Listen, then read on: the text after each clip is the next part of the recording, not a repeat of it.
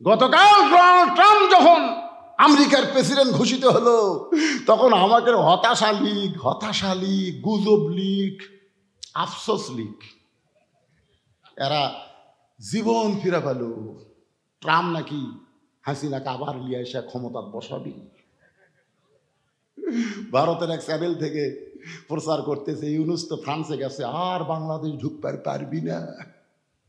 শালা আফসোস লীগ। 900 বছর আগে লক্ষণ সেল পালা গেছে রে, আর 900 বছর পরে বাংলার মস্তক থেকে হাসিনা পলায়ে গেছে। আগামীতে কোন জালেমকে ক্ষমতার চেয়ারে মুসলমান দেখতে চায় না। ধরে কোন কথা ঠিক না? নাকি বর্ডারের ধারে তাতে চুপ করে ঢুকবি।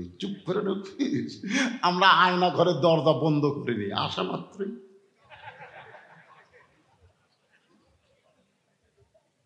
300 আসনের একটা এমপিও নেই, সব শালা পলে গেছে। আর এই শালা কাঁকড়া খাওয়া নেতারা, পাইনসারা, চামচারা, এরকে তো মশান মাঝে মধ্যে ফেসবুক গরম করে। আসিতেছে কি আসিতেছে? 15.5 বছর ধৈর্য ধরেছেন, তাহাজ্জুদের নামাজ পড়ে আল্লাহর কাছে বিচার দিয়েছেন।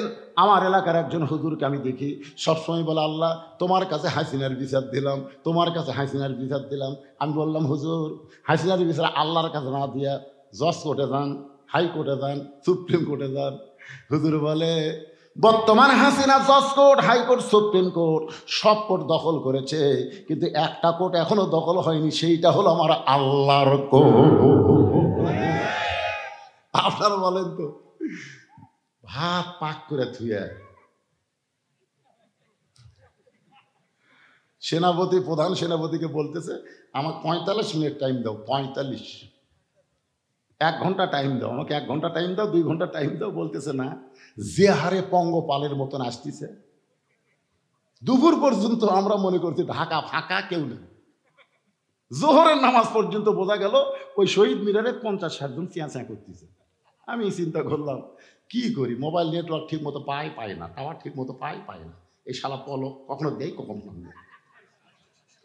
হঠাৎ আমি ভিপিএন যোগ করে দেখি, ভাই 3টার সময় ঢাকার পা দেওয়ার কোনো জায়গা নেই।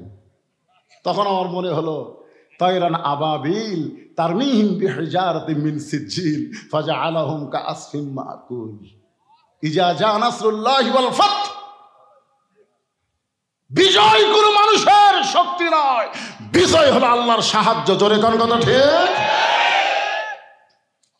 দেখেন, স্বরাষ্ট্রমন্ত্রীর কাছে আইজি বলতেছে, স্যার কি বলবো, আপনি তো খালি বলেন গুলি কর, কিন্তু লাভ তো হচ্ছে না। পুলিশ গুলি করে, যাক গুলি লাগে ওই সরে যায়, আর একজন ওই জায়গাতে দাঁড়ায়। এরা মরাকে ভয় করে না। এটা সেনাপতি বুঝবার পারছে, গুলি করেও যার কোক আটকানো যাচ্ছে না। যদি 5% হেলিকপ্টার রেডি আছে, পলান। 12 পদের আইটেম তৈরি করে খাওয়ার ভাগ্য হলো না ভাই। আল্লাহর ওলি বলেছে, এক সময় বাংলার জনগণ গাছের গোড়ায় এমন ছাঁকুনি দিবে, দিল্লির মামু বাড়ি গিয়ে পড়বা। ধরে কোন কথা ঠিক? তো ইজ্জু মান তাশা ওয়া তুযিল্লু মান তাশা বিয়াদিকাল খায়র ইন্নাকা আলা কুল্লি শাইইন কাদির। কি বুঝতেছেন? ক্ষমতার মালিককে। আরো জোরে বলেন, ক্ষমতার মালিককে। একটু মনোযোগ দিয়ে শুনবেন। হুসাইন বলতেছে, আমি হলাম আলীর বেটা হুসাইন। মেয়েরা বুঝতে পারলো, যার বাবার নাম আলী তার মায়ের নাম কি? এলাকার বলা লাগবে নাকি? যার বাবার নাম আলী তার মায়ের নাম কি? বলে, বাবা আমরা তোমার মায়ের সঙ্গে একটু দেখা করবার চাই। হুসাইন বলতেছে, আপনাদের কোনো টেনশন নাই, আমি যাচ্ছি মায়ের কাছে। যেই বলছে তোমার মায়ের সঙ্গে একটু দেখা করবার চাই, তুমি তোমার মায়ের কাছে গিয়ে আমাদের জন্য একটু দরজা খোলার ব্যবস্থা করো। হোসেন এ কথা বলতেছে, আপনাদের কোনো টেনশন নাই, আমি যাচ্ছি। এই যাচ্ছি বলে মা কিন্তু সাধারণ কোনো ঘরে না, ফাতেমা থাকতো অন্দর মহলে। মেয়েদের জন্য একটা মহল থাকবে, যে মহলের নাম হলো অন্দর মহল। জোরে বলেন, কি মহল? যেই মহলে পাইকারি হারে পরপুরুষ ঢুকতে পারবে না। ইমাম গাজ্জালি বললেন অন্দরমহল মানে কবর। ছাত্ররা বলে হুজুর অন্দরমহল মানে কবর, বুঝাই দেন। বললেন একটা মেয়ে মানুষ মারা গেলে মেয়ের লাশ ধরে যারা কবরে নামাবার পারবে না তারা অন্দরমহলে ঢুকতে পারবে না। আপনারা বলেন তো কোনো মেয়ে মানুষ মারা গেলে কারা কারা মেয়ের লাশ ধরে কবরে নামাবার পারে কোন? আচ্ছা, শালি যদি মরে আর দুলা ভাই যদি লাশ ধরবার চাই, আপনার ধরবার দিবেন? দিবেন? মৌলবি লাগবে ওটি? সমস্ত লোক বলবে হারাম, শালির লাশ স্পর্শ করা দুলা ভাইয়ের জন্য হারাম। দুলা ভাই সাইডে যা মুচকি মুচকি হাসে। একজন বলে হাসো কেন? বলে এই শালি 500 টাকা নেওয়ার জন্য আমার হাত এত দূরে চাপা ধরছিল হুজুর, আমি টাকা না দেওয়া পর্যন্ত হাত ছাড়েনি। কতদিন শালিক ধরলাম, শালি আমাকে ধরলো, আর আজকে মরা গেল আর হারাম হলো। তখন সাইড থেকে একজন বলতেছে বাংলাদেশে মরলি হারাম, মরে গেলে হারাম আর বাঁচতে হালাল। কতক্ষণ না কেন মরলে হারাম, বাঁচতে হালাল। যেটা মরে গেলে হারাম সেটা বাঁচতে কোনোদিন হালাল হতে পারে? হোসাইন তার মায়ের কাছে যাবে অন্দরমহলে। একটা ঘর বাড়ি দিয়ে যখন মায়ের ঘরের দরজায়, ওই ঘরের ভিতরে হযরত আলী আল্লাহর কোরআন তেলাওয়াত করতেছে। ইন্নামাল মুমিনুনা আল্লাযীনা ইযা যুকিরাল্লাহু ওয়াজিলাত কুলুবুহুম ওয়া ইযা তুলিয়াত আলাইহিম আয়াতুহু জাদাতুহুম ঈমানা ওয়া আলা রাব্বিহিম ইয়াতাওয়াক্কালুন।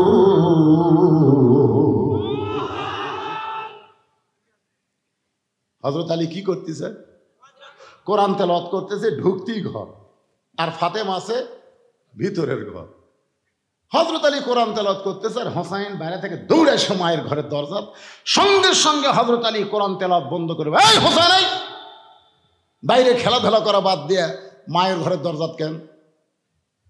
এখন চিন্তা করেন, আপনি যতই কোরআন পড়েন, যতই আল্লাহর ইবাদত করেন, আপনার সন্তানের দিকে খেয়াল রাখার দরকার আছে না নাই? আপনি সন্ধ্যার সময় গরু ছাগল গোয়াল ঘরে উঠলো কিনা আপনি দেখতেছেন লাইট দিয়ে,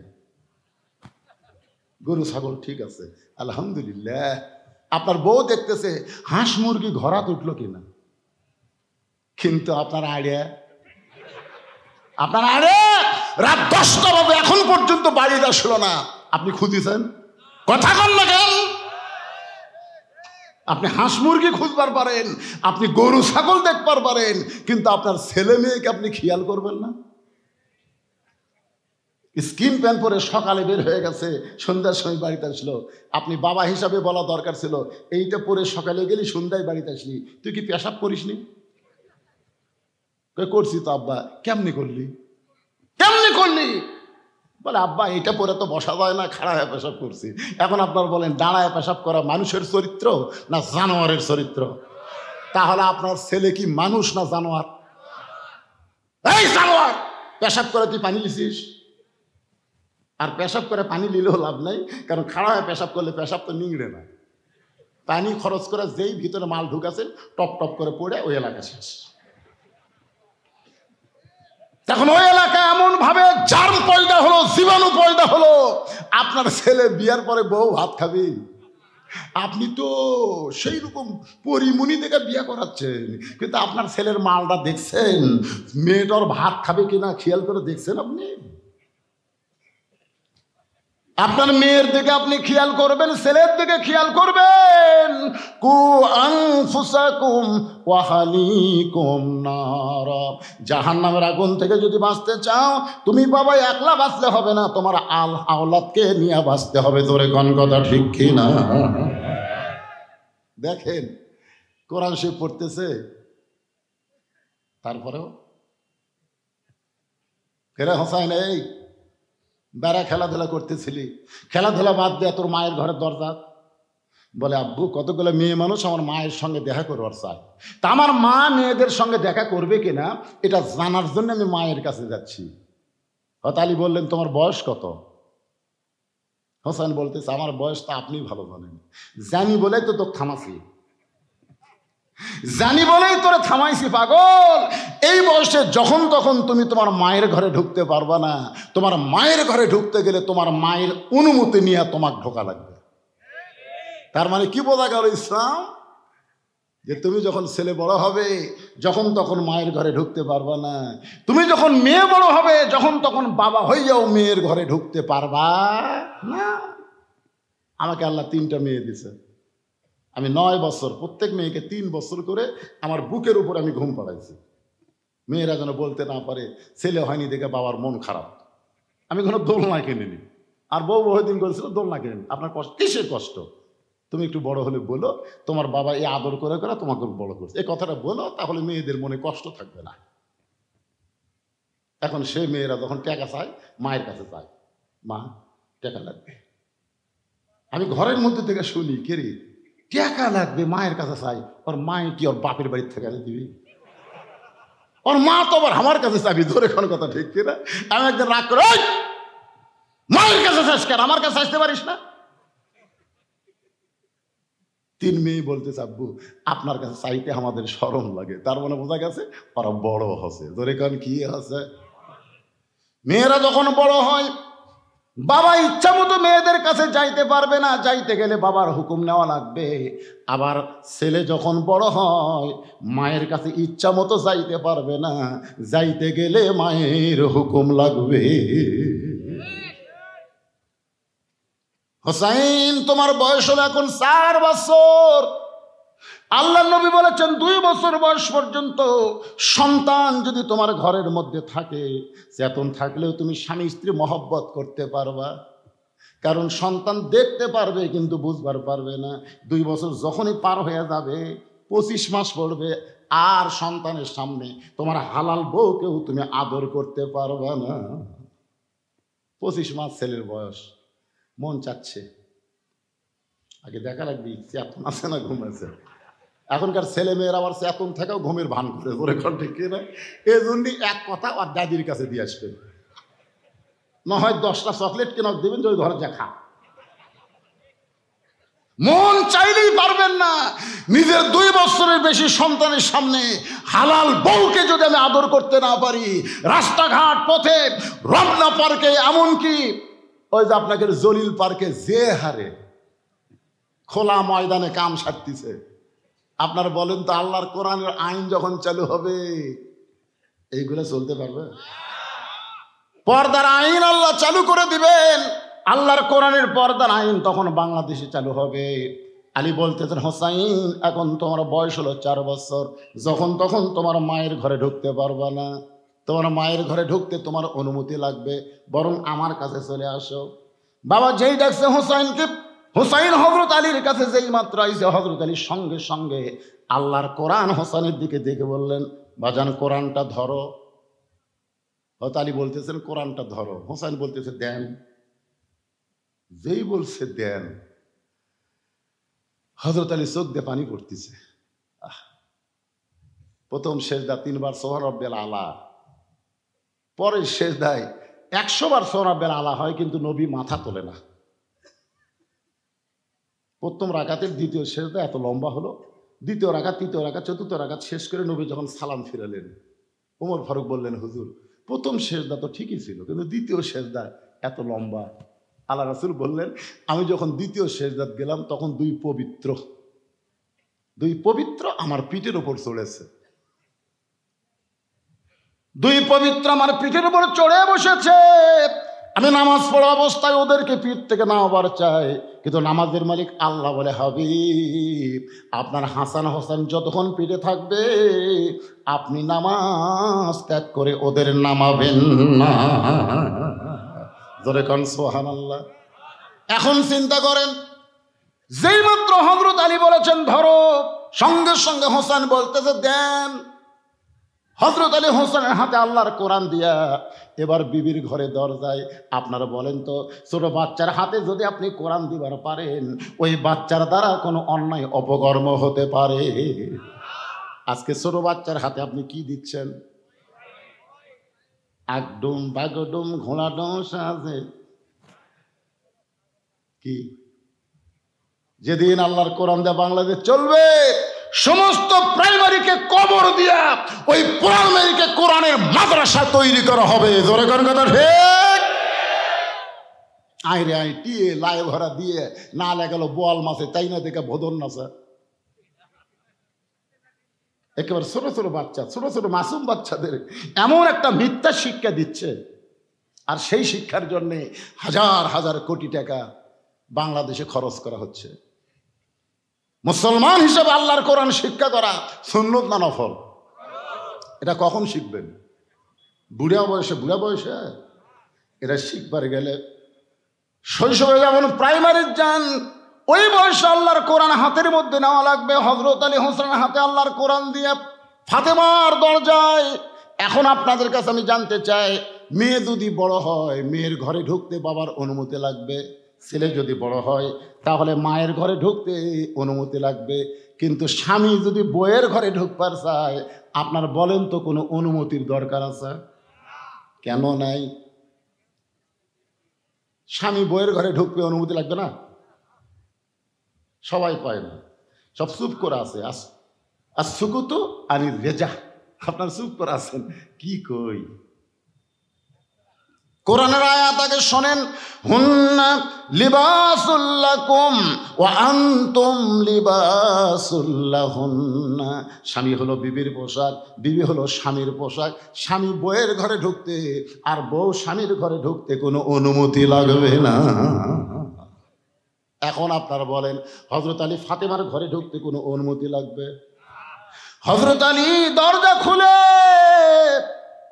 ঘরের মধ্যে ঢুইকা দেখে ফাতেমা ডান হাতে আল্লাহর কোরআন তেলাওয়াত করতেছে আর বাম হাতে জাতা ঘুরাইতেছে। এই ডান হাতের মধ্যে কোরআনের কয়েকটা আয়াত নিয়ে ফাতেমা তেলাওয়াত করতেছে আর বাম হাতে এইভাবে জাতা ঘুরাচ্ছে। সঙ্গে সঙ্গে হযরত আলী কোরআন থেকে তেলাওয়াত করলেন, রব্বানা, সকলে পড়েন, রব্বানা আতিনা ফিদ দুনিয়া হাসানাতাও ওয়া ফিল আখিরাতি হাসানা ওয়া কিনা আযাবান্নার। আল্লাহ, কি দেখলাম আমি ঘরের মধ্যে ঢুকে? কি দেখলাম? আমার ঘরে তুমি কোনো বউ দাওনি আল্লাহ, আমার ঘর ফাতেমার কারণে জান্নাত হয়ে গেছে। জোরে কারো সুবহানাল্লাহ। আপনারা বলেন তো, ঘরের মধ্যে ঢুকে আপনারা কি দেখেন? এশা নামাজ পড়ে যখন ঘরের মধ্যে ঢোকেন তখন আপনার বউ কি করতেছে?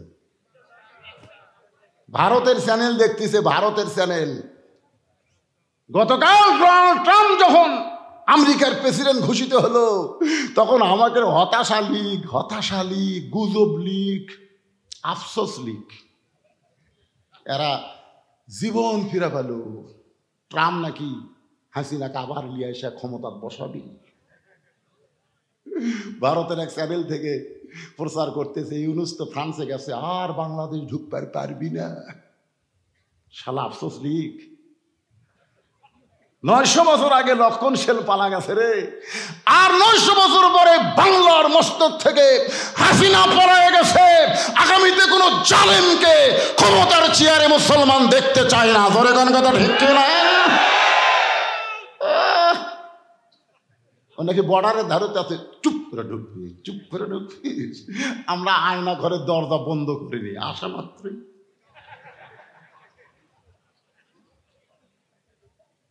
তিনশো আসনের একটা এমপিও নেই, সব শালা পলে গেছে। আর এই শালা কাঁকড়া খাওয়া নেতারা, আইনসারা, চামচারা, এর কে তো মশান মাঝে মধ্যে ফেসবুক গরম করে, আসিতেছে কি আসিতেছে। একটু মনোযোগ দিয়ে শুনবেন। ঘরের মধ্যে ঢুইকা দেখে ডান হাতে আল্লাহর কোরআন আর বাম হাতে জাতা ঘুরাইতেছে। এই দৃশ্য দেখার পরে হযরত আলীর চোখ দিয়ে দর দর করে পানি পড়তেছে, জবান ফসকে বের হয়ে গেছে, রব্বানা আতিনা ফিদ দুনিয়া হাসানাতাও ওয়া ফিল আখিরাতি হাসানা ওয়া কিনা আযাবান্নার। সঙ্গে সঙ্গে ফাতেমা কোরআন তেলাওয়াত বন্ধ, জাতা ঘুরানো বন্ধ করেছে। কোরআন তেলাওয়াত বন্ধ, জাতা ঘুরান বন্ধ। এক দৌড়ে স্বামীর সামনে এসে বুড়া আঙ্গুলে ভর দিয়া কপালে একটা চুমা খায়। সুবহানাল্লাহ কবেন না? ফাতেমা কোরআন তেলাওয়াত বন্ধ করছে, জাঁতা ঘোরানো বন্ধ করছে, দৌড়ে এসে বুড়া আঙ্গুলো ভর দেয়, স্বামীর কপালে একটা চুমা খায়। স্বামী বলতেছে, ফাতেমা তুমি না কোরআন তেলাওয়াত করতেছে, তুমি না জাঁতা ঘুরাচ্ছ। ফাতেমা বলতেছে, স্বামী যখন কাছে আসবে তখন বইয়ের সমস্ত কাজ কাম হারাম হবে, একটা মাত্র কাজ স্বামীকে খুশি করা। কথা কয় না, একটাও তো খুশি না। বইয়ের ওপর কেউ খুশি আছেন আপনারা? স্বামী ঘরের মধ্যে আসলে বইয়ের 1 নম্বর কাজ কি? জোরে কেন 1 নম্বর কাজ কি? আমার মা বোনদের জন্য বলতেছি, মা যে নেত্রী বানাইছে তার 1 নম্বর আমল হলো দৌড়ে এসে স্বামীর কপালে চুমা দিয়ে বলতেছে, আপনি যখন ঘরের মধ্যে আইছেন আমার কোরআন তেলাওয়াত চলবে না, জাঁতা ঘুরানো চলবে না। আল্লাহর পরে কাউকে যদি সেজদা দেওয়ার হুকুম থাকতো, রাসূল বলেছেন প্রত্যেকটা বউকে বলতাম তোমার স্বামীর পায়ে সেজদা করো। আপনি তো কোরআন শরীফ পড়তেছিলেন, সে কোরআন পড়া বাদ দিয়ে এই অসময়ে ঘরের মধ্যে ঢুকলেন কেন? আলী বলতেছেন তোমার হোসাইন ঢুকবার চাইছিল, তার হাতে আল্লাহর কোরআন শরীফ দিয়ে আমি ঘরের মধ্যে ঢুকলাম। ফাতেমা বলতেছে ওই বাবা মা সবচাইতে বড় ভাগ্যবান যার মাসুম বাচ্চার হাতে থাকবে আল্লাহর কোরআন। সুবহানাল্লাহ, জোরে কর। ওই বাবা মা সবচাইতে বড় ভাগ্যবান যার মাসুম বাচ্চার হাতে থাকবে আল্লাহর কোরআন। ওগো স্বামী, হোসেন কেন ঢুকবার চাইছিল, সে হোসেনকে কোরআন দিয়ে আপনি কেন ঢুকলেন? আলী বলতেছেন ফাতেমা দরজাত কতগুলো মেয়ে মানুষ দাঁড়ায় আছে, তারা একটু তোমার সঙ্গে দেখা করবার চাই, তুমি যদি অনুমতি দাও তাহলে দরজা খুলে দিব। ফাতেমা মুচকি মুচকি হাসে যে মেয়েরা আমার সঙ্গে দেখা করবে, আমি অনুমতি দিলে আপনি দরজা খুলবেন? আলী বলতেছেন কি? ফাতেমা বলতেছেন মেয়েরা যদি আমার সঙ্গে দেখা করতে চায় তাহলে আপনাকে কষ্ট করে পর্দার ব্যবস্থা করা লাগবে। পর্দার ব্যবস্থা করা কি সহজ না কষ্ট? কথা কয় না। ফাতেমা বলতেছে মেয়েরা যদি আমার সঙ্গে দেখা করতে চায় আপনাকে কষ্ট করে পর্দার ব্যবস্থা করা লাগবে। আলী বলতেছেন ফাতেমা মেয়েরা মেয়ের সঙ্গে দেখা করবে, এখানে আমার পর্দার কি আছে? ফাতেমা বলতেছে স্বামী গো, আপনি বিশ্ব নন্দিত বড় আলেম হবার পারেন, কিন্তু পর্দা বিষয়ে আমার চাইতে আপনি কম জানেন। কথা কয় না। হযরত আলীকে ছোট আলেম না বড় আলেম? বিশ্ব নন্দিত, সবচাইতে আপনি বড় আলেম হতে পারেন, কিন্তু পর্দা বিষয়ে আমার চাইতে আপনি কম জানেন। আলী বলে ফাতেমা তাহলে পর্দা বিষয়ে তুমি কি বলতে চাও? ফাতেমা বলে স্বামী গো, যে কয়টা মেয়ে দরজায় দাঁড়িয়ে আছে আমার সঙ্গে দেখা করবে, আপনি কি তাদের চেনেন? মারাত্মক কথা। কিন্তু আমি একদিন আমার বউকে কইছিলাম, আমার চাচাতো ভাই যে বিয়ে করছে বউটা সুন্দরী, যেই কইছি আর বউ বলতেছে আপনি কবে থেকে লুচ্চা হলেন? আমি বললাম লুচ্চা কি? তা আপনার চাচাতো ভাইয়ের বউ সুন্দর, আপনি দেখলেন কেমনে? আপনি না একটা আলেম। আমি সেই দিন কান ধরে তওবা করছি, কোনো মেয়ে মানুষ সুন্দরী দেখলে বউয়ের কাছে আর বলা যাবি না। আমি আর দেখবো না তো, আর দেখবো তাই যদিও দেখি ওই বইয়ের কাছে বলা যাবে না। ফাতেমা কিন্তু মারাত্মক প্রশ্ন করেছে, যে কয়টা মেয়ে দরজায় দাঁড়িয়ে আছে আপনি কি তাদের চেনেন? আলী বলে ফাতেমা এই দুনিয়াতে একজন মাত্র নারীকে আমি চিনি, যে হলো হাসান হোসাইনের মা। কুল্লিল মুমিনিনা ইয়াকুদ্দু মিন আবসারিহিম, যারা প্রকৃত মুমিন হবে তারা পর নারীর দিকে কোনোদিন তাকাবে না, তাদের নজর থাকবে সবসময় নিচের দিকে। আপনাকে নজর কোন দিকে? রাস্তা যখন চলেন তখন নজর কোন দিকে যায়? ও আমিলুস সালিহাত, সবচাইতে বড় নেক আমল হলো এটা কার বউ, কার বেটি, এটা কার বাড়ি, এইগুলো না দেখে রাস্তার দিকে তাকায় তাকায় চলতে হবে। মুমিনদের একটা বৈশিষ্ট্য। জোরে কোন ঠিক? আমি কিন্তু আমিলুস সালিহার উপর আলোচনা করতেছি। এরপরে সূরা আসরের 2টা পয়েন্ট আছে, ওয়াতাওয়াসাউ বিল হক, ওয়াতাওয়াসাউ বিস সবর। এই হকের কথা যখন বলবো না ওয়াতাওয়াসাউ বিল হক, তখন কিন্তু ফাটাফাটি একটা ওয়াজ হবে। এবার কোনো অ্যাঙ্গেলে মার হবে না, ডাইরেক্ট মার। ধরে কোন কথা ঠিক কি না? আমি আপনাদের 2টা নাম বলি, একটা হলো আজিজুল হক। আপনার নাম শুনছেন? বুখারী শরীফের যিনি বাংলা অনুবাদ করছে তার নাম কি? আজিজুল হক, শাইখুল হাদিস আজিজুল হক। ওনার একটা বেটা আছে তার নাম হলো মামুনুল হক। এই ফ্যাসিস্ট হাসিনার আমলে এই বাপ বেটা দুইজনকে জেলখানার মধ্যে ঢুকানো হয়েছে। ধরে কোনো কথা ঠিক কিনা? আইজুল হককে জেলখানায় আগে দিয়েছিল, অজুর পানি পর্যন্ত দেয়নি। আবার মামুনুল হককে মিথ্যা বানোয়াট মামলা দিয়ে 3 বছরের মতো তাকে জেলখানায় আটকায় রাখলো। অথবা সবিল হকের উপর দল কথা আসবে 3 নম্বর পয়েন্টে, তখন এই হক জিনিসটা আজকে আমি আপনাদের সামনে ক্লিয়ার করে শোনাবো। রাজি আছেন তো সবাই? 4 নম্বর বিষয় হলো অথবা সবিল সবর। এখন 3 নম্বর বিষয় আলোচনা হচ্ছে আমিলুস সালিহা, নেক আমল। পুরুষের 1 নম্বর নেক আমলের নাম হলো নামাজ, আর নারীদের 1 নম্বর নেক আমলের নাম কি? সবাই একটু বলেন না ভাই, নাম কি? পর্দা। কে রে? এক মুরব্বী উঠলো, আর পাশাপাশি আর একজন যুবক উঠতেছে, আর এরা পাগলার লাগাল দাঁড়িয়ে আছে।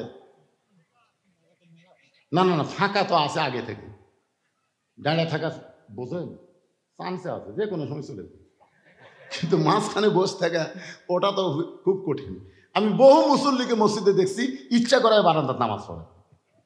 আমি বললাম, কে ভাই আজান দেওয়ার পর পরে আসছেন মসজিদের ভিতরে, সামনে কাতার যান? না হুজুর ঠেলা পাসি। একদিন মাগরিব নামাজ সামনে কাতার পড়ে বার হওয়ার নিয়ত করে দেখি পিছন দিকে নিয়ত হয়ে গেছে। হায় হায় রে, আমি নামাজ 2 রাকাত সুন্নত পড়ে দেখি এরকে 1 রাকাতই হয় না। সেদিন তার তওবা করছি, আগে আসলো বারান্দা। এই যারা দাঁড়িয়ে আছে এরা হলো বারান্দা মার্কা। জোরেখন কি মার্কা? এরা মসজিদের মধ্যে বসবার চাবি না তো। আর যারা বসে আছেন আপনাদেরকে বলি, একটু ধৈর্য ধরেন। অথবা সাবির সবর, ইন্নাল্লাহা মা'আস সাবিরিন। ধৈর্যশীলদের সঙ্গে কে আছে? 15.5 বছর ধৈর্য ধরেছেন, তাহাজ্জুদের নামাজ পড়ে আল্লাহর কাছে বিচার দিয়েছেন। আমার এলাকার একজন হুজুরকে আমি দেখি সবসময় বলে, আল্লাহ তোমার কাছে হাসিনার বিচার দিলাম, তোমার কাছে হাসিনার বিচার দিলাম। আমি বললাম, হুজুর হাসিনার বিচার আল্লাহর কাছে না দিয়া জজ কোর্টে যান, হাইকোর্টে যান, সুপ্রিম কোর্টে যান। হুজুর বলে, বর্তমান হাসিনা জজ কোর্ট, হাইকোর্ট, সুপ্রিম কোর্ট সব কোর্ট দখল করেছে, কিন্তু একটা কোর্ট এখনো দখল হয়নি, সেইটা হলো আমার আল্লাহর কোর্ট। আপনারা বলেন তো, ভাত পাক করে থুয়ে সেনাপতি, প্রধান সেনাপতিকে বলতেছে, আমাকে 45 মিনিট টাইম দাও। 45, 1 ঘন্টা টাইম দাও আমাকে, 1 ঘন্টা টাইম দাও, 2 ঘন্টা টাইম দাও। বলতেছে না, যে হারে পঙ্গপালের মতন আসতেছে। দুপুর পর্যন্ত আমরা মনে করছি ঢাকা ফাঁকা, কেউ নেই। জোহরের নামাজ পর্যন্ত বোঝা গেল ওই শহীদ মিনারে 50-60 জন চেঁচা করতেছে। আমি চিন্তা করলাম কি করি, মোবাইল নেটওয়ার্ক ঠিক মতো পাই না, টাওয়ার ঠিক মতো পাই না। এই শালা পলো কখনো দেই কখনো না। হঠাৎ আমি ভিপিএন যোগ করে দেখি ভাই 3টার সময় ঢাকা পা দেওয়ার কোনো জায়গা নেই। তখন আমার মনে হলো, তায়রান আবাবিল তারমিহিম বিহিজারাতিন মিন সিজিল ফাজআলাহুম কাআসফিন মাকুল ইজা জা নাসরুল্লাহি ওয়াল ফাত। বিজয় কোনো মানুষের শক্তি নয়, বিজয় হলো আল্লাহর সাহায্য। জোরে কোন কথা ঠিক? দেখেন স্বরাষ্ট্রমন্ত্রীর কাছে আইজি বলতেছে, স্যার কি বলবো, আপনি তো খালি বলেন গুলি কর গুলি কর গুলি কর, কিন্তু লাভ তো হচ্ছে না। পুলিশ গুলি করে, যাক গুলি লাগে ওই সরে যায়, আর একজন ওই জায়গাতে দাঁড়ায়। এরা মরাকে আর ভয় করে না। এটা সেনাপতি বুঝবার পারছে, গুলি করেও যার কথা আটকানো যাচ্ছে না। যদি 5% হেলিকপ্টার রেডি আছে পলান। 12 পদের আইটেম তৈরি করে খাওয়ার ভাগ্য হলো না ভাই। আল্লাহর ওলি বলেছে, এক সময় বাংলার জনগণ গাছের গোড়ায় এমন ছাঁকুনি দিবে, দিল্লির মামু বাড়ি গিয়ে পড়বা। ধরে কোন কথা ঠিক? তো ইজ্জু মান তাশা ওয়া তুযিল্লু মান তাশা বিয়াদিকাল খায়র ইন্নাকা আলা কুল্লি শাইইন কাদির। কি বুঝতেছেন? ক্ষমতার মালিক কে? আরো জোরে বলেন, ক্ষমতার মালিক কে? একটু মনোযোগ দিয়ে শুনবেন। আলী বলতেছেন, ফাতেমা একটা মাত্র মেয়ে ছাড়া দুনিয়ার অন্য কোনো মেয়েকে আমি চিনি না, সে মেয়েটা হলো হাসান হোসেনের মা, আমার বউ। সঙ্গে সঙ্গে ফাতেমা স্বামীর কপালে আর একটা চুমা খায়। আপনি যদি আপনার বইয়ের কাছে বলেন, ওগো তোমার মতো মেয়ে কেউ নাই, তুমি এত সুন্দরী কেন? বউ বলতেছে, আর কাকু দেখছেন? কাকে দেখবো, তুমি ছাড়া তো আমার দেখা যায় নাই। আপনারা বলেন তো বউ কি খারাপ হবে? আলী বলে, ফাতেমা একজন নারীর সঙ্গে দেখা করবে, পর্দার ব্যবস্থা কেন করা লাগবে? ফাতেমা বলে, স্বামী গো, যে কয়টা মেয়ে দরজায় দাঁড়িয়ে আছে তার মধ্যে সবাই যদি পর্দানিশী হয় আর একজন যদি বেপর্দা হয়, সব মেয়েরাই পর্দানিশী, কিন্তু একটা হলো বেপর্দা। বেপর্দা নারী যারা শয়তানের যানবাহন তারা। আমি যেই বলবো বেপর্দা নারী যারা, আপনারা বলবেন শয়তানের যানবাহন তারা, বলতে পারবেন না? বেপর্দা নারী যারা, শয়তান যে আপনাদের এলাকাতে আসে পুরুষের মাধ্যমে কিন্তু আসে না, শয়তান আসে নারীর মাধ্যমে। নারী যদি বেপর্দা হয়, আল্লাহ যখন বললো ওয়ালা তাকরাবা হাদিস সাদারা ফাতাকুনা মিনাজ জালিমিন, ওই গাছের কাছে যাইও না, এই গাছের কাছে কি করো না, যাইও না। হাওয়া বেপর্দা হয়ে, হাওয়া কিন্তু বেপর্দা হয়ে গাছের দিকে তাকাবে, তাকে কয় দেখি তো আর একটু সামনে যাই, যেই গাছে থেকে লাল টুকটুকা ফল, এত সুন্দর ফল রে, আর সে গাছের কাছে যাওয়া আল্লাহ নিষেধ করলো। ইতিমধ্যে শয়তান মোসত্তাহ দিল, আমি তো আদমের কাছে জীবনে যাবার পারবো না, তোক যখন পাইছি আদম ওখানে আমি ছাড়তেছি না, ওকে আমি সেজদা না দিয়ে শয়তান হনরে। বেপর্দা নারী যারা শয়তানকে দাওয়াত করে তারা, বেপর্দা নারী যারা শয়তানের যানবাহন তারা। সমাজের মধ্যে একটা যদি বেপর্দা নারী থাকে, এই গোটা সমাজের যুবক নষ্ট হয়ে যাবে। আপনারা বলেন তো পরিমণি কি বেশি? আপনার মুরব্বীরা বুঝবেন না বাবা, এটা হুর পরিলয় রে, এটা পরিমণি। একটা পরিমণি লক্ষ লক্ষ যুবকের চরিত্র নষ্ট করেছে। এই যুবকেরা কোনোদিন খারাপ হইতো না, বেপর্দা পরিমণির কারণে তারা খারাপ হয়ে গেছে। আমার মা বোনেরা, পর্দার আলোচনা করতেছে, আমার একটু গুরুত্ব দিয়ে শুনবেন। একটা মেয়ে যদি বেপর্দা হয় আর সেই মেয়ের সাথে আমি ফাতেমা সরাসরি যদি কথাবার্তা বলি, তাহলে মেয়েটা আমার চোখের চেহারা, মুখের চেহারা, আমার গায়ের রং পরপুরুষের কাছে বলতে পারে। একটা পরপুরুষকে গিয়ে যদি বলে ফাতেমার চোখের সাইজ এরকম, ফাতেমার মুখের সাইজ এরকম, তাহলে বলো গো স্বামী, পর্দার মধ্যে থাইক আমার লাভটা কি? বরং আমি ফাতেমা মেয়েদের সঙ্গে দেখা করতে গেলেও পর্দার ব্যবস্থা করতে হবে। এমন মেয়ে ফাতেমা গভীর রাত্রে মৃত্যুবরণ করেছে, তাকে হযরত আলী কবর দেওয়ার পরে আল্লাহকে বলতেছে, আল্লাহ পর্দানিশী ফাতেমার কবরটাকে তুমি কবুল করে নাও। দোয়া করার সঙ্গে সঙ্গে থেকে সামনে কয়েকটা পুরাতন কবর দেখা যায়। এইমাত্র ফাতেমার কবর দিল, সেই নতুন কবর নাই, গোটা জান্নাতুল বাকি। হযরত আলী দৌড়ায় বলে ফাতেমার কবর, এখনই কবর দেওয়া হলো, সে কবরটা গেল কোন জায়গায়? কে যেন ডাকতে বলে, আলী রে, ফাতেমা আমার পর্দানিশী, আমি আল্লাহ জহুরা ডিগ্রি দিয়া ফাতেমার কবরটাকে কিয়ামত পর্যন্ত পর্দা করে দিয়েছি। তাহলে পুরুষের 1 নম্বর আমল কি? আরো জোরে কম কি?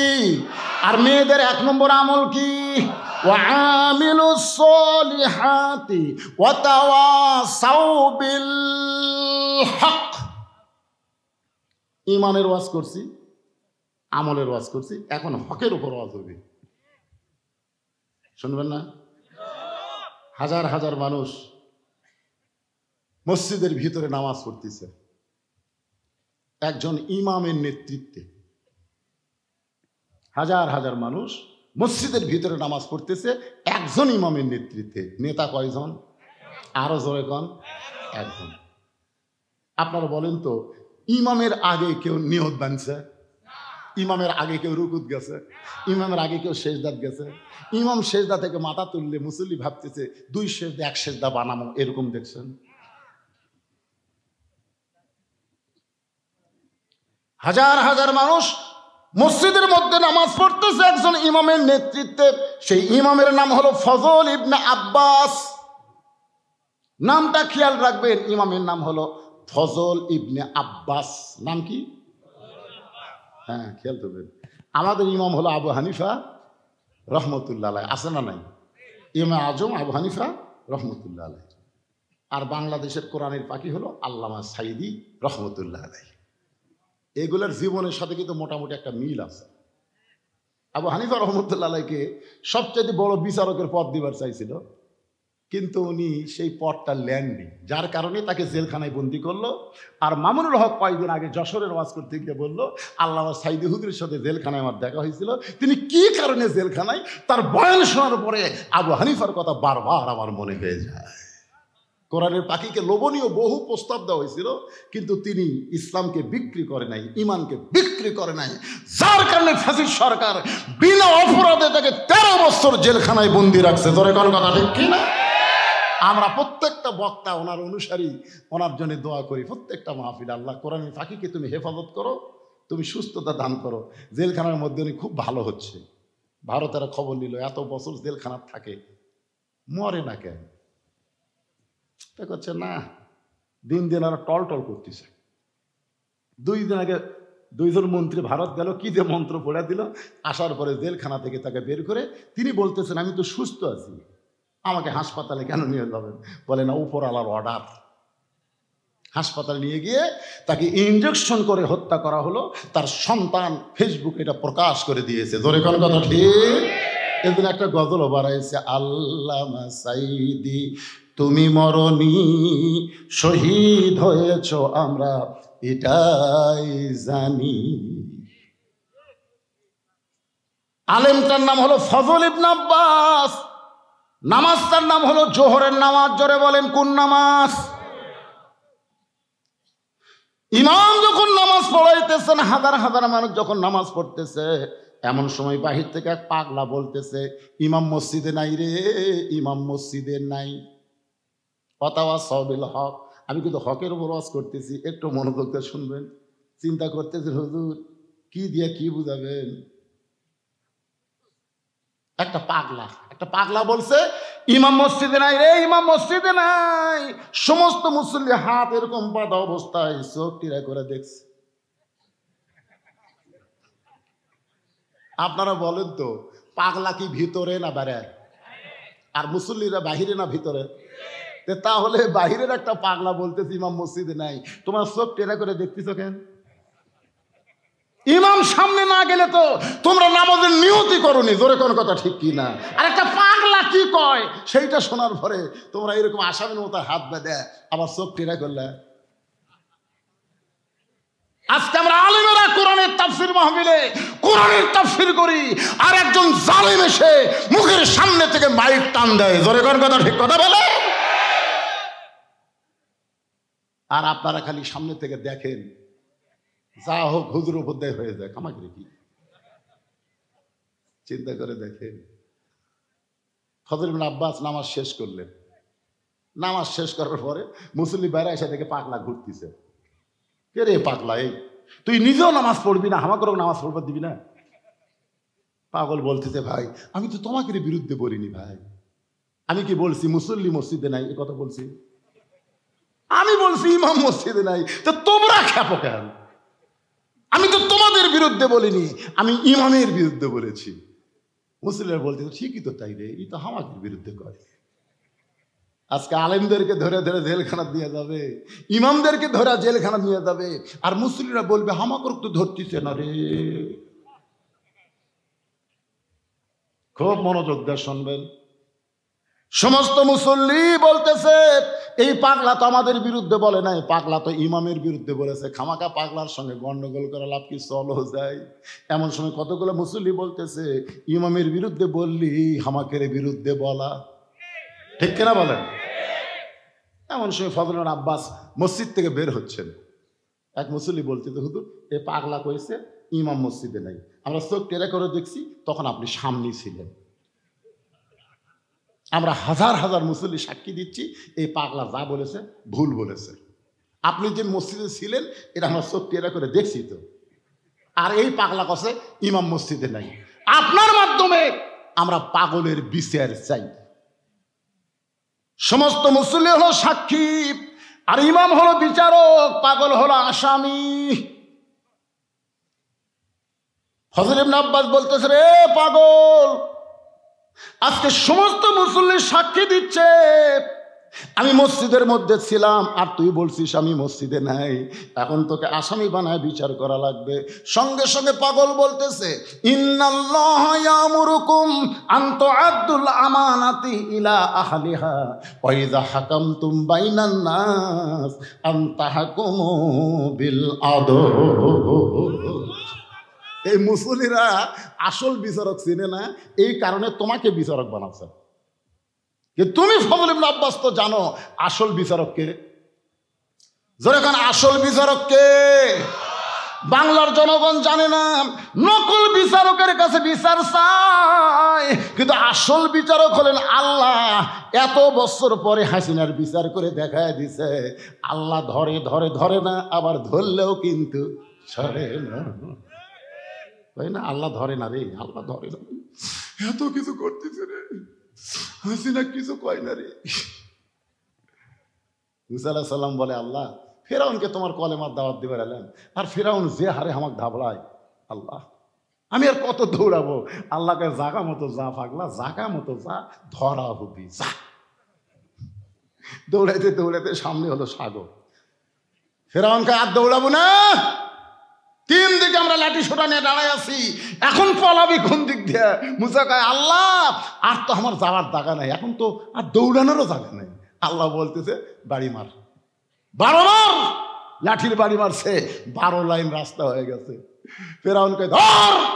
আল্লাহ কয়, ফেরাউন এতক্ষণ ভালোই দৌড়ালি, এখন রাস্তা পেয়ে তুইও যাবো, যা। যেই গেছে ভাই, পানি আগের মতো হয়ে গেছে, দৌড়াবো না। হাসিনার অবস্থাও তাই, খালি আলেমদেরকে ধাবলায়, ধরে কর কথা কন না কেন? একটু মনোযোগ দিয়ে শুনবেন। পাগল বলতেছে ওরা বিচারক চিনে না বলে তোমার কাছে বিচার চাইছে, কিন্তু তুমি একজন আলেম, তুমি তো জানো আসল বিচারককে। বিচার করতে হবে আল্লাহর আইন দিয়ে, মানুষের তৈরি আইন দিয়ে বিচার করলে চলবে না। সঙ্গে সঙ্গে ফজল ইবনে আব্বাস আল্লাহর দিকে খেয়াল করে বলতেছে, রে মুসল্লিরা, পাগল যা বলেছে ঠিক বলেছে, পাগল যা বলেছে ঠিক বলেছে। সমস্ত মুসল্লি বলতেছে, পাগল কেমনে ঠিক?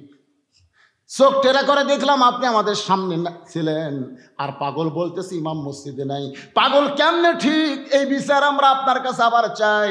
সঙ্গে সঙ্গে পাগল কান্দার বলে, আসল কথা বলে হুজুর ধরা পড়েছে। ফজল আব্বাস কিন্তু আসল কথা কইছে, ধরে কোন কি কথা? আর পাগল বলতেছে, আসল কথা বলে হুজুর ধরা পড়েছে, দেশাইল কলিকাল, ভেড়া সাথে বাঘের কাল, আসল কথা বললে তোমায় মারবে রে, হক কথা বললে তোমায় ধরবে রে। সে ধরাধরি দিন আর আছে আছে। আমি সেদিন পীরগঞ্জে ওয়াজ করতেছিলাম দিনের বেলায়। বিএনপির এক নেতা এবার এমপি ইলেকশন করবে, ধানের শীষরা, ও আমারে কইল, হুজুর যত হুজুর আসে আমরা টেকা দিয়ে আসি, কিন্তু হুজুরা খালি জামাতের ক্যানভাস করে, টেকা দিয়ে আমরা আর জামাতের ক্যানভাস করা যায় হুজুর, আমরা তো সামনে আর কোনো মাহফিল করবার দেব না। দেখছেন, বিএনপির একজন নেতা বলতেছে আমরা আগামীতে তো এভাবে মাহফিল করতে দিব না। সমস্ত দলের লোক মিলে মাহফিল করে, এরা জামাতের ক্যানভাস করে। আমি বললাম, জামাত ইসলামের কি নাম লিছে? তা দেয়নি, জেলা কথা কয় সবই তো জামাতের পক্ষেই পুরা হয়। আপনারা বলেন তো, জামাত ইসলামের পক্ষে পড়বে না বিএনপির পক্ষে পড়বে? আমরা আল্লাহর কোরআন থেকে হক কথা বলবো, জোরে কোন কথা ঠিক কিনা? কথা সাউবিল হক, মনোযোগ দিয়ে শুনবেন। সমস্ত মুসল্লি বলে, হুজুর পাগল কেমনে ঠিক? সঙ্গে সঙ্গে ফজল আব্বাস বলতেছে, পাগল যখন বলেছে ইমাম মসজিদে নাই, জোহরের নামাজ হলো 4 রাকাত, জোরে কোন কয় রাকাত? এই কথাটা মনোযোগ দিয়ে শুনবেন। মনের ঘরে তালা দিয়া চাবি নিয়া আসেন সাই, আমি অধম সাধ্য কি তার হুকুম ছাড়া বাইরে যাই, হুকুম ছাড়া বাইরে যাই। গানটা বুঝতে পারলেন? না পারলেন না পারলেন, কথাটা মনোযোগ দিয়ে শুনবেন। জোহরের ফরজ নামাজ কয় রাকাত? আরো জোরে। ফজল ইবনে আব্বাস বলতেছে, 1 রাকাত নামাজ আমি ছিলাম, 2 রাকাত নামাজে আমি ছিলাম, কিন্তু 3 রাকাত নামাজে আমার ভিতরে আমি ছিলাম না। ওই পাগল যখন বলেছে ইমাম নাই রে, ইমাম মসজিদে নাই, আমি আবার নামাজে ফিরে এসে আমি 3 রাকাত এবং 4 রাকাত নামাজ পড়া। এখন যদি বর্তমান বাংলাদেশের মুসলমানের চাল চরিত্র দেখার পরে বলি উদখুলু ফিস-সিলমি কাফা, আল্লাহ বলেছেন পুরাপুরি ইসলামের মধ্যে প্রবেশ করো, কিন্তু বর্তমান বাংলাদেশের মুসলমান পুরাপুরি ইসলামের ভিতরে। তাহলে আমি কি বলবো? মুসলমান ইসলামে নাই রে, ইসলামে। ওদের ঈশ্বরদের চাষটলে একজন হানফান করে দৌড়ে এসে গল্প করতেছে, ইসলামও নাই শান্তিও নাই, ইসলামও নাই শান্তিও নেই। তা আমি কাছে গিয়ে বললাম, ভাইজান ঠিকই বলছেন, ইসলাম না থাকলে শান্তি থাকবে না। বলে না হুজুর, এটা সেই ইসলাম না। আমি বললাম এটা কোন ইসলাম? বলে আমরা মুসলমান, আমাকে ইসলাম ওই উত্তরপাড়া হিন্দুকে শান্তি গিলে বের হয়ে গেছে। এখন মুসলমানেরা খুঁজতেছে ইসলাম নাই, হিন্দুরা খুঁজতেছে শান্তি নাই। হিন্দুরা খুঁজতে খুঁজতে মুসলমান পাড়া যাচ্ছে, মুসলমান খুঁজতে খুঁজতে হিন্দু পাড়াত গেছে। ইসলাম ইসলাম নাই। হিন্দুরা বলে শান্তি শান্তি নাই, ইসলামও নাই শান্তিও নাই। হিন্দু আর মুসলমান একত্রে বলতেছে কে রে ইসলাম শান্তি কোথায় গেল? তখন এক যুবক বলতেছে 14ই ফেব্রুয়ারি ভ্যালেন্টাইন ডে, ইসলাম আর শান্তি ভালোবাসা দিবসে উধাও হয়ে গেছে। এখন যদি বলি বাংলাদেশে ইসলাম আছে কিন্তু মুসলমান নাই, খুব খেয়াল করবেন, পুরাপুরি যদি ইসলামের মধ্যে না ঢোকেন তাহলে আল্লাহ হক কথা বলেছেন, ইয়া আইয়ুহাল্লাযীনা আমানুত্তাকুল্লাহা হাক্কা তুকাতিহি ওয়া লা তামুতুন্না ইল্লা ওয়া আনতুম মুসলিমুন। ওয়াতাওয়াসাউ বিল হকের উপর আমি কথা বলতেছি, আপনাদের বুঝতে কোনো সমস্যা হচ্ছে? হক পথে চলতে গেলে, হক পথে থাকতে গেলে নানা রকম বিপদ আপদ মুসিবত আসবে। দরকার হলে আবু সাইদের মতন বাতিলের সামনে হককে প্রসারিত করে জীবন দেওয়া লাগবে। ধরে কোন কথা ঠিক কি না? আপনারা বলেন তো, আবু সাইদ মরার পরে ওর বাপ মায়ের খবর কি?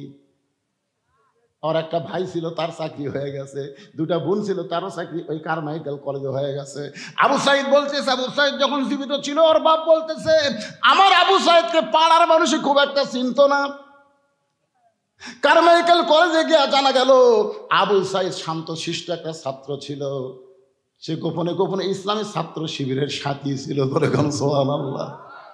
কিন্তু জীবন দেওয়ার পরে শুধু গোটা বাংলাদেশ নয়, ডক্টর ইউনূস ওই জাতির সঙ্গে গিয়া ভাষণ দেওয়ার সময় 2 হাত প্রসারিত করে আবু সাইদের জীবন দেওয়া দেখাইছে। ধরে কোন কথা ঠিক কিনা? জোরে বলেন, ঠিক কথা বলেন। ঘড়ি আমার কাছে আছে, সময় মতো অবশ্য আমি কথা সংক্ষিপ্ত করে ফেলবো ভাইজান। ওটা বসা করলে সূরা আসরের তাফসীর শোনা থেকে আপনারা বঞ্চিত হয়ে যাবেন। ওয়াতাওয়াসাউ বিল হক, হক জিনিসটা বোঝা লাগবে। কুল জাল হাক্ক ওয়া যাহাকাল বাতিল ইন্নাল বাতিলা কানা যাহুকা। আপনারা বলেন তো, মামুনুল হককে যখন জেলখানা নিয়ে যাচ্ছিল, আপনারা দেখছেন? জেলখানা থেকে যখন আদালতে নিয়ে যাচ্ছে, দেখেননি? খবরে দেখেননি? সাইড থেকে মানুষের কি বলতে, আসসালামু আলাইকুম হুজুর, টেনশন করবেন না হুজুর, আল্লাহ আপনাকে মুক্ত করে দিবে। বলেনি? বলেনি? যখন বলেনি, বলেছে হুজুর আসসালামু আলাইকুম। মামুনুল হকের সাথে একটু হাত লাগাবার চাই, কিন্তু হাতের দিকে তাকিয়ে দেখেছে হ্যান্ডকাপ মারছে ভাই। আর এখন শালা করে যখন কোটত লিয়া যায়, এই ম্যানকে একজাম মারিছে ভাইজান, পরে হাত দা দেখে আর একটা বিসি নেই। আর এই হাসান ইনুকসা মারিছে, ওটা দেখলে তো বলে এতগুলো হাজার হাজার পুলিশের মধ্যে ওই দৌড়ে যা কিভাবে লাগতে পারল রে, একেবারে ছক্কা মারা দিছে। ধরে কোন কথা ঠিক। আর এই যে একটা যে কয়টা লেগে গেছে খালি ডিম মারে জুতা মারে, ডিম মারে জুতা মারে। আর আলেমদেরকে যখন জেলখানে নিয়ে গেছে একটা ডিম মারা দেখছেন? যে কয়টা যুদ্ধ অপরাধী জেলত নিয়ে গেছে, কোর্টে যখন নিয়ে যায় কোনো ডিম মারা দেখছেন? এখান থেকে প্রমাণ হলো হক কথা। বাংলার মুসলমান আজও আলেমদেরকে ভালোবাসে, জালেমদেরকে ঘৃণা করে। জোরে কোন কথা ঠিক কিনা?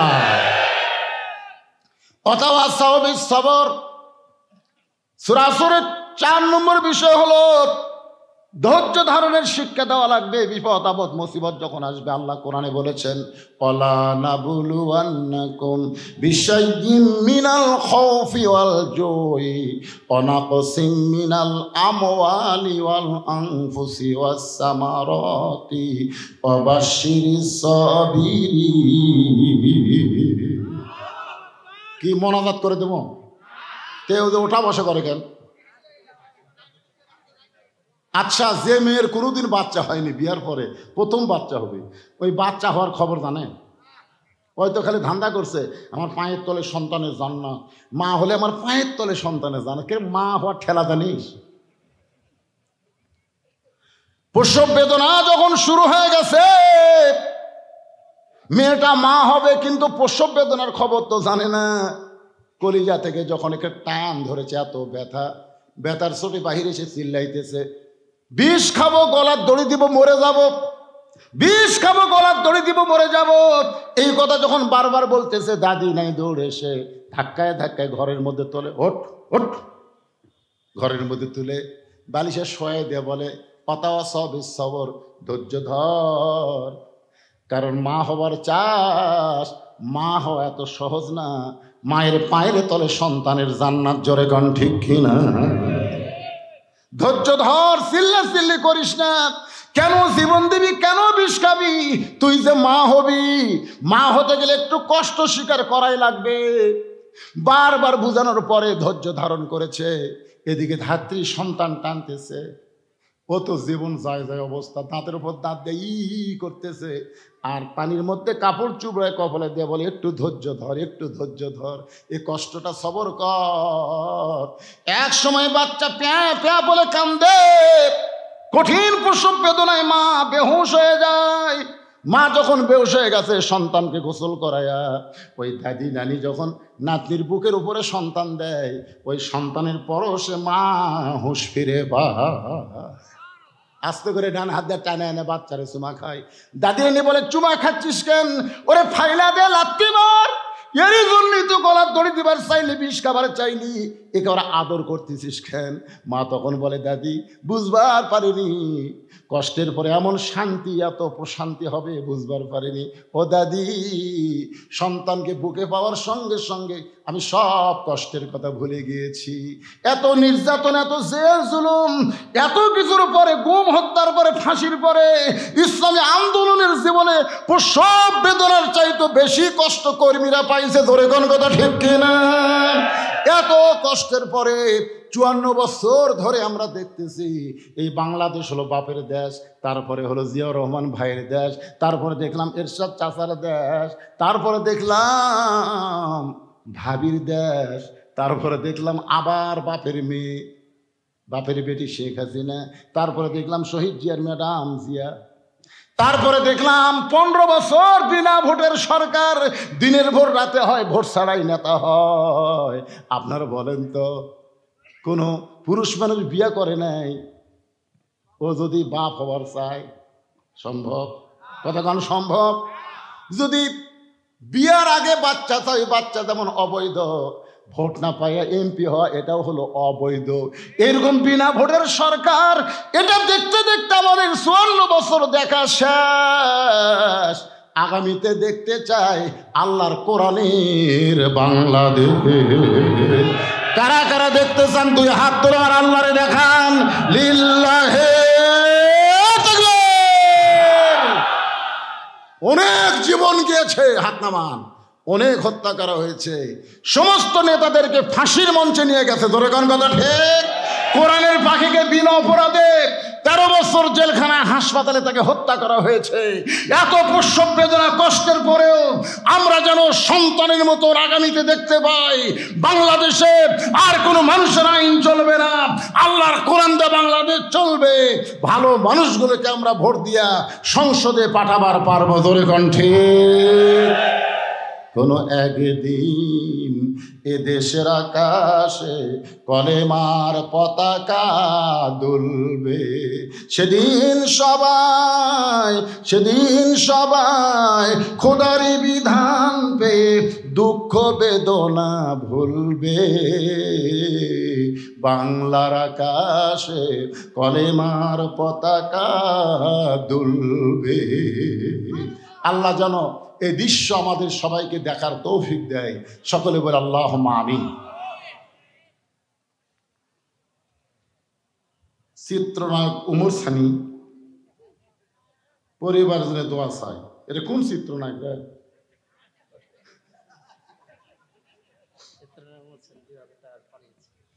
এই এলাকার বাড়ি নাকি? চিত্রনায়ক উমর সানি কি জন্য টাকা দিল? আচ্ছা ঠিক আছে।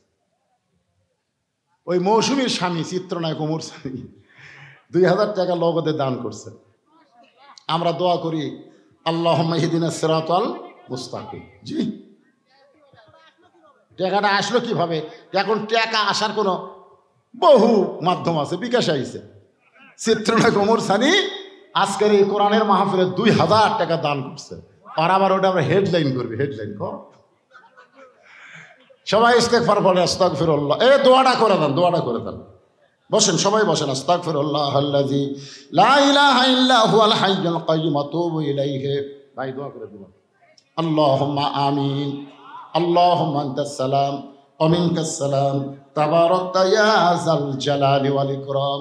আয় আল্লাহ তাআলা, তোমার বান্দারা কঠিন গরমের মধ্যে ঘন্টার পর ঘন্টা বসে আজকে 3 দিন ব্যাপী তাফসীরুল কোরআন মাহফিলের প্রথম রজনীতে আখিরি মোনাজাত আমি গুনাহগারের সঙ্গে রহমতের দরজায় ফকির হয়ে দোকানে হাত তুলেছি। আল্লাহ মেহেরবানি করে আজকের মাহফিল আমাদের সকলের হিদায়াতের জন্য, নাজাতের জন্য, জান্নাতের জন্য কবুল করো। এই মাহফিলের শুরু থেকে শেষ পর্যন্ত যত আলোচনা হয়েছে আল্লাহ, এর মধ্যে যদি ত্রুটি হয়, ভুল হয়, মাফ করে এর যে হাদিয়া মঞ্জুর করো। সোনার মদিনায় নবী পাকের রওজা মুবারকে আল্লাহ কবুল করে নাও। तमाम আম্বিয়া কেরাম, আসহাবে কেরাম, তাবিনে কেরাম, তাবিনে কেরাম, तमाम পৃথিবীর মাটির নিচে যত মুমিন মুমিনা শুয়ে আছে আল্লাহ, সকলের আরওয়াহ পরে হাদিয়া কবুল করো। আল্লাহ আমরা যারা হাত তুলেছি, আমাদের জনম দুখুনি মা যাদের কবরে চলে গেছে, ছোট্ট একটা শব্দ মা, এই নামের মধ্যে যে কি মধু, যাদের মা নাই তারাই বুঝতেছে। এই দরদের মা যাদের কবরে গেছে আল্লাহ মেহেরবানি করে মায়ের কবরকে জান্নাতের টুকরা বানিয়ে দাও। আল্লাহ বাবার বাড়ি ঘর সবই আছে, দরদের বাপ যে আমাদের এতিম করে যার কবরে চলে গেছে আল্লাহ মেহেরবানি করে বাবার কবরকে জান্নাতের টুকরা বানিয়ে দাও। আমাদের দাদা দাদি, নানা নানি, আত্মীয় স্বজন, শ্বশুর শাশুড়ি যাদের কবরে গেছে আল্লাহ কবরবাসীদের মাফ করে দাও। আল্লাহ কষ্ট করে মেহনত করে হাজার হাজার টাকা খরচ করে, হাজার হাজার না লক্ষ লক্ষ টাকা খরচ করে আজকে 3 দিন ব্যাপী তাফসীরুল কোরআন মাহফিলের আয়োজন যারা করেছে আল্লাহ, এই আয়োজক কমিটিকে তুমি জান্নাতি মানুষ হিসেবে কবুল করে নাও। আল্লাহ আল্লাহ মাহফিল করতে গিয়া অনেকে টাকা দিয়েছে, পয়সা দিয়েছে, দিবে, আল্লাহ শ্রম দিয়েছে, কষ্ট করেছে। আল্লাহ এই কষ্টগুলো, টাকা পয়সা দান করাগুলোকে জান্নাতের বিনিময় হিসেবে কবুল করে নাও। আল্লাহ আল্লাহ ছাত্রা তাফসীর কমিটিকে আল্লাহ তুমি কবুল করো। আয় আল্লাহ আজকের মাহফিলের সম্মানিত সভাপতিকে আল্লাহ তুমি কবুল করো। আল্লাহ আজকের মাহফিলের আয়োজক কমিটিকে তুমি কবুল করো। আল্লাহ আল্লাহ যে বাসায় আমি ছিলাম, আমাকে মামা বলে ডাকে আমার ভাগিনা, দোয়া চেয়েছে, ব্যবসা বাণিজ্য করে হালাল পথে উপার্জন করার তৌফিক দাও, ব্যবসা বাণিজ্যের মধ্যে বরকত দিয়ে দাও। আল্লাহ আমার ভাগিনা সহ তার বাবা মা আপনজন সবাইকে আল্লাহ রহমত বরকতে কবুল করো। আল্লাহ তার সন্তান লেখাপড়া করার আশাইতে আল্লাহ তুমি রহমত নাজিল করো। আয় আল্লাহ তাআলা গোটা বিশ্বের মুসলমানকে হেফাজত করো, বিশেষ করে ফিলিস্তিনের মুসলমানের জন্য দোয়া করি। আল্লাহ আল্লাহ কাবা ঘর ধ্বংস করতে এসেছিল আব্রাহা, তুমি আবাবিল পাখি দিয়া কাবা ঘর হেফাজত করেছ।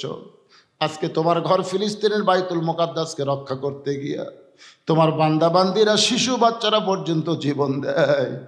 আল্লাহ পৃথিবীর মানচিত্র থেকে ইসরায়েলকে তুমি মুছে দাও। আল্লাহ সব পারে। ইহুদিরা হলো মুসলমানের সবচাইতে বড় শত্রু।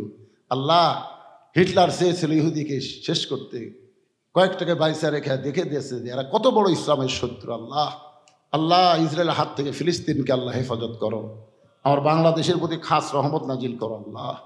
আল্লাহ আল্লাহ যে কোরআনে আলোচনা শুনলাম আল্লাহ, সে কোরআন কত সুন্দর বাস্তব জীবনে আগামীতে আমাদের দেখার তৌফিক তুমি দান করে দাও আল্লাহ। এই আল্লাহ তাআলা কত মানুষের জানাজার নামাজ আমরা পড়েছি, এই দুই হাত দিয়ে কত কবরে আমরা মাটি দিয়েছি। একদিন আমরা সবাই মরে যাব। যেদিন আমাদের মরণ হবে ইমানের সাথে ইজ্জতের সাথে মুসলমান হয়ে মৃত্যুর সময় আমাদের জবানে তুমি ঈমানকে নসিব করে দিও। আমার মা বোনদের জন্য দোয়া করে আল্লাহ পর্দানিশি কবুল করে ফাতেমার চরিত্র দিও।